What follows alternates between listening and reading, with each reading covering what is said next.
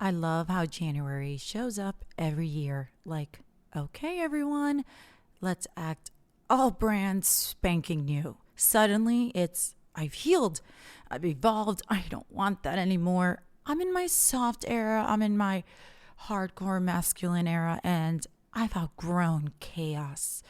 End quote. No, you haven't. No, I haven't. And no, we haven't. You just got a little bit quieter about what it is that you still really want. And listen, I'm not judging. I am the last person, the last podcaster, the last actress, the last blonde female left on this planet. Have you noticed that also, by the way? Everyone's a brunette. Every brunette wants to turn every blondie into another brunette.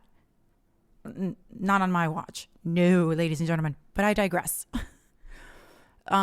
With everything that everyone wants to crave and not talking about it and me not judging is because I'm watching. I'm watching and I'm listening. I'm just like you on the other side. I'm ingesting. Is that a word? I am taking in, eating up everything that's TikTok and Instagram. And, that's just where I hear basically all the news that you're hearing too. Because listen, after I stepped away just for a couple of weeks, for the holidays, and I wasn't posting, I wasn't explaining myself, I wasn't announcing anything dramatic. Because if you've been following my Instagram at This is Bridgette B, or the show's Instagram at Bridgette Unfiltered, you'll definitely notice that there was quite a bit of rebranding this year. We're not getting into it anymore. Please listen to previous episodes so you can catch yourself up.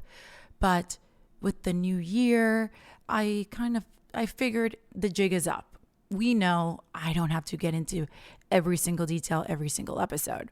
So while I stepped away for the couple of weeks and I wasn't posting, I did notice something that was actually quite cute and funny, is that nobody actually changes. The only thing that changes is the language that we use to talk about ourselves. The only thing that changes, and I noticed that with me, is just the adjectives and the sentences that I was putting together to let you know that I am a former porn star and I'm not anymore. So January is definitely the biggest PR month of the year. Everyone rebrands, but no one really changes. At least not from my point of view, from where I saw it and kind of cross-reference with what I was going through. And maybe you feel the same, because there's no way that the desire, the longing, oh, I'm going to the gym at 6 a.m. from now on versus, oh, it's 6 o'clock. The bed just feels so cozy. It feels so good. Let me just lay here 10 more minutes. There's no way that desire is going to reset at midnight. It's not Instagram. It's not a caption. You can't just finish. Or can you? Or do you? Maybe you're different. Maybe you're different than I am. And if that's the case, you're going to have to tell me more. My name is Bridgette B. I am your host here at Bridgette Unfiltered. Thank you so much for listening. I hope you had a wonderful holiday and we're back in business. Stay tuned. Before someone panics, no, this is not a motivational episode. You're not getting a checklist. You're not getting a new year, new you speech. You're just getting honesty, which apparently is super edgy nowadays. To be your honest self and not be a troll or a rage baiter on TikTok, you're on edge. We've definitely reached a point culturally where admitting what you want is just so much more controversial than lying about it. Think about that. Saying, I still want love feels embarrassing. Saying, I still want intensity sounds regressive. And saying, I still want attention gets you labeled all sorts of insecure. So instead, people are saying things like, I'm focusing on myself. I'm choosing peace.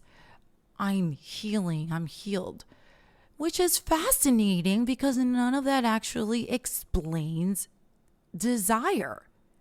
It's avoiding it. Am I the only one? And this is where people kind of get uncomfortable. I've noticed that desire is inconvenient. It doesn't care what's number one on the charts. It doesn't respect whatever time shift you're on. If you're on the Mandela effect, I don't know which timeline you're listening to me through. And it doesn't vanish just because you decided it wasn't aligning with your new identity. So this is also why I want to talk about, and just to mention how this isn't a motivational anything, we're definitely going to talk about Taylor Swift in this episode. And before you do roll your eyes and think about this, is that yes, if you're a lady or a gentleman of a certain age, you don't care, but it's pop gossip. It's pop culture. It's just part of our daily lives that we get bombarded with, whether we want to or not, every time we scroll. So relax. It's just going to be a mention, because honestly, Taylor Swift is one of the most interesting cultural mirrors we have right now. And it's not because she's dramatic, because she is, but because she does something that most people are terrified to do. She doesn't pretend that her wants and desires have disappeared. She has the same longings. She has the same emotional pattern. It's just different eras. Ding, ding, ding. She doesn't notice that she's above wanting love or intensity or validation, revenge, romance, or meaning. She just tells the truth about it. And whether you love her or hate her, that's why she stayed relevant while so many people who rebranded quietly vanished into thin air. Because frankly, denial definitely ages so much faster than honesty. Don't you think? Because what I'm noticing right now is a lot of people are trying to discipline themselves out of just the desire instead of understanding it. They think if they say, I don't want that anymore, enough times, their nervous system is going to catch up, and it doesn't. Your body, your brain, your sex drive, everything that makes you who you are definitely starts to almost want to shut down, because when your nervous system is catching up, that's all the stress, and that's why you can't sleep. So today, we're not talking about what you should want this year. Let's talk about what you actually want, why you want it, and what happens when you pretend you don't, like I've had to so much. We're talking about why resolutions do fail, why modern dating feels just so fake, and why people are trying to sound evolved but are acting complete opposite and confused. And a little bit about that Taylor Swift thing that I noticed was a great cultural example. So if this episode is going to make you uncomfortable because you're a bro, you're a dude, good. That means you're listening. Let's get into it.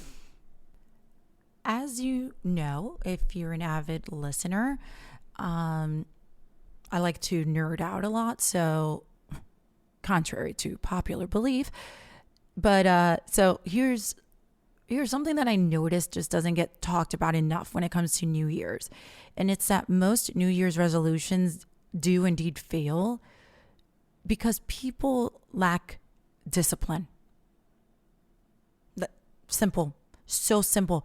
And when I say discipline, I mean starting from your routine, what you ingest, what kind of social media, what kind of entertainment you take in, when discipline of eating right, the discipline of, going to the gym, etc.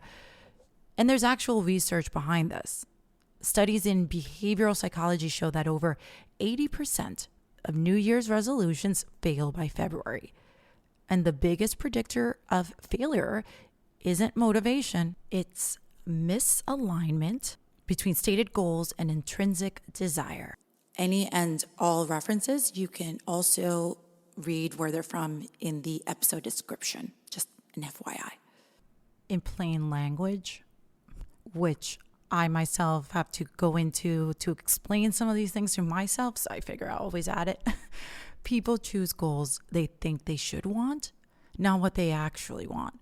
So they're trying to out-discipline basically their own biology, like what makes them them. And that never works. There's no way that your brain responds to these aesthetic goals, because just like a dog trainer, it responds to reward systems. I mean, we're all dogs. All right. Basically, we're all dogs. And much like they get rewarded with treats for doing good, darn straight, that's how we are also. When you do good, like boys, like, men, when you're a good boyfriend and you're not watching porn and you're taking her out on dates and you're listening to her and you're making all her dreams come true and you're a provider and all of that. Isn't it true? And it's happened to me. It's been done to me many times where when your partner is behaving like what you think is a bad girl, if a guy takes a woman out and she doesn't, I don't know, say hi, whatever your boundary is, men will, no matter, they don't care. They'll reward a bad girl, no problem. We see it all the time. Where the bitch in school, and excuse me if I use some naughty words, but where the mean girl in school gets all the dudes and we're like, what? Because apparently men love bitches, right? Okay. So when the guy, is trying to teach his partner, his girl, anything, he doesn't. He rewards her all the time. He thinks that having sex with her is just a reward. And it's so much more, you guys.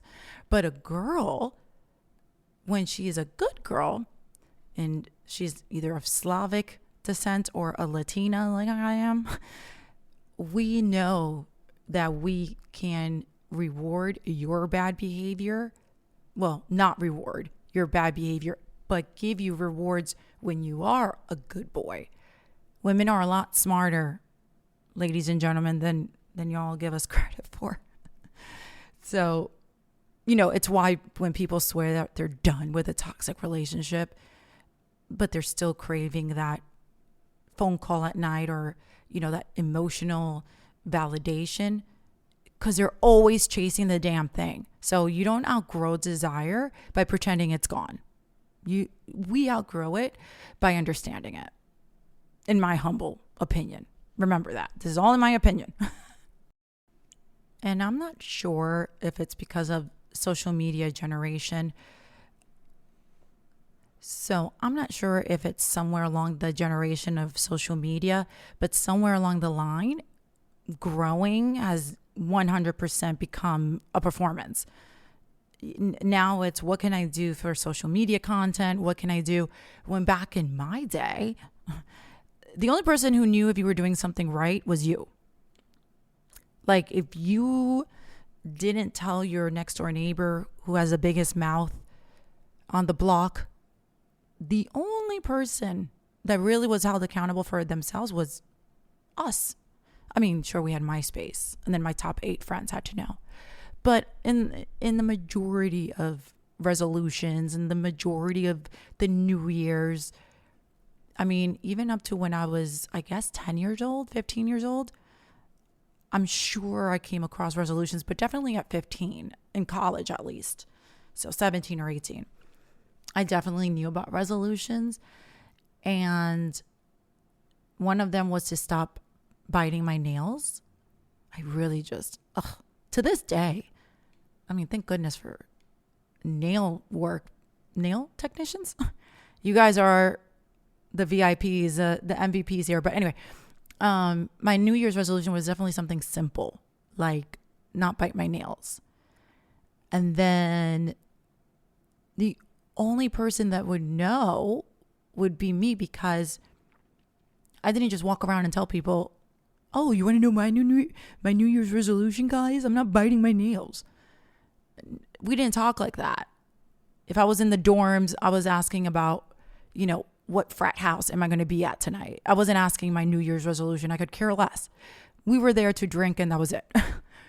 So now, same age, different era.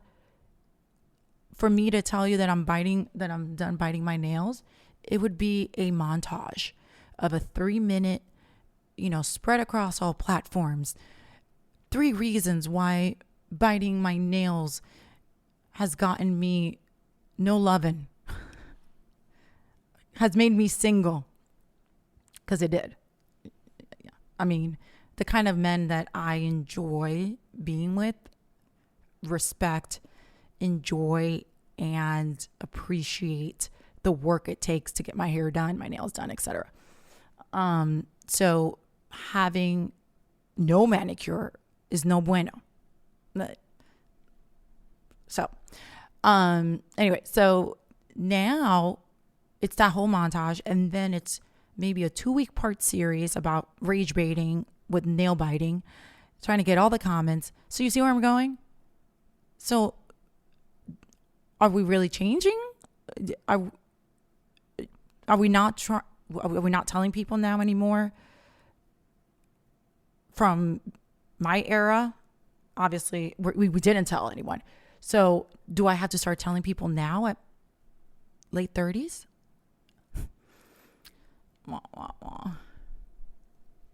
I can't. I am going on social media to divulge that I'm not biting my nails anymore. And it's such a long and tedious couple of posts, just because if I don't perform it for you, you don't believe it's happening. So who is it for? I still don't want to bite my nails. So if we're not going to perform and we're not going to hold ourselves accountable, then do we really want to change it? Bridgette, why do we care? Why is this important? Who cares? Well, being on break and from the show for the holidays and really sitting with myself and with my thoughts. And this is where, like, I think in a way that I hope other people understand and or get it. So this is very much a please, someone let me know that you're thinking the same way I am. So why is this important? There's so much greater things happening in the world, and I get it. There's so much happening in the world. Who cares about a New Year's resolution, right? Like, it's nothing. I don't care what my neighbor is going to do. I don't care if he wants to stop eating tacos at 2 a.m. and he's wondering why he's gaining weight. I don't care that my neighbor upstairs wants to stop being in a toxic relationship with the guy because she's an idiot. No one cares. All you care about is yourself at the end of the day. And when I was on the break, I thought, well, at this stage in life, with everything that is going on in the world, to add another layer of inadequacy is just exhausting. So I don't do New Year's resolutions. I just don't make them. Not because I can't keep to them. It's because, like I mentioned earlier, I know I don't have the discipline to wake up at 5 a.m. I'm not, unless I have an audition that's due, or unless, I have to be with the show producer because I'm in LA and they're in New York, whatever it is, I will wake up for work. But if I'm cozy and I'm snuggled in and my dog Multi-Poo Charlotte is on me, you best believe I'm not getting up. I'm not. So already putting any resolution on myself that requires the discipline of waking up at 5 a.m., I'm already at a deficit. That's it. But I didn't realize this until literally in the last couple of months. And again, while I was on break from the show, because I actually had time to think. And I'm like, I've been racking my brain since I'm 20 years old to go down a checklist and really get into it. And I swear by February, even second week in January, when I didn't do 2 of them, I'm like, oh, there goes that. Now I have inadequate on top of the list of not wanting to wake up in the morning. So it just sets the tone for the entire year.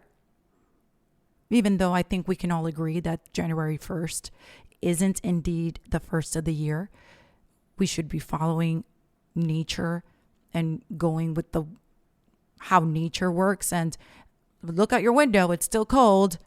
Well, if you're on this hemisphere, but wherever you're at, you're in the opposite of what it's supposed to be, right? Because obviously the new year would be the opposite of what you're experiencing at the moment. So if I'm currently right now really cold, my spring, my new year will be when it's warmer, spring or summer. So going from a major shift in my life, from being an adult film star to still an entertainer, still on, acting, etc., but just in a different way. The only thing I'm not doing is just the sex. That's nothing changed. I'm still being an idiot. I'm still performing in many ways, but I'm just not having sex on camera. Praise Jesus. So I get it. I get where one can get exhausted and one can really get into themselves. It's been humbling, and I've been so grateful for this year. Again, 2025, for if you want to catch up to any of the episodes about my rebranding from adult film star to now, please listen to all previous episodes and you can get caught up there. I now feel that my digital friends and I, and especially so much of the world, is sharing so much in common, the weight of the world, that there's no need to add any more. Why make it so much harder on ourselves? So there was no New Year's resolution for me. Instead, what I'm saying out loud, because no one cares. No one cares if I'm trying to protect my peace, or, I'm outgrowing the old version of me. To move forward, you kind of have to forgive your past, even if it's just yesterday. You want to come to peace with what's happened and just move on. No one wants to walk around with subtitles or a voiceover describing their story. There's just so much going on, and that's exhausting. And I really would love nothing more than to have every listener thrive and succeed. But it's hard. And I feel so mentally drained from having to explain so much about a past choice career that I made, and humbling myself to understanding that even though I think in my head that I am going to move forward as this completely different new woman, every year I'm going to be a completely new woman, to this year wanting to just continue where I'm at. Absolutely no desire to rebrand into a completely different woman, because I realized that I wasn't rebranding to being a completely different woman. I was just rebranding to being myself. Because isn't it wild that nowadays being honest is considered edgy? It's considered almost threatening now. And not because it's immoral, of course not, but just because it's inconvenient. Because if you admit what you want, you lose the ability to perform who you think you're supposed to be. And that's terrifying for people whose identity is built on approval. And I'm telling you, ladies and gentlemen, boys and girls, that me to a T. Research in social psychology shows that people experience more stress when their public identity conflicts with private desire than when they openly pursue controversial goals. So ironically, pretending to be healed is more stressful than being honest about wanting the wrong thing. And that's why so many people feel exhausted. You guys aren't tired from growing. You're tired from acting. You're essentially acting. That's what you're doing. And yeah, that's exhausting. That's why me, even auditioning, because I'm literally starting from the beginning, you guys. I mean, not that I'm anyone special, but if you know, you know.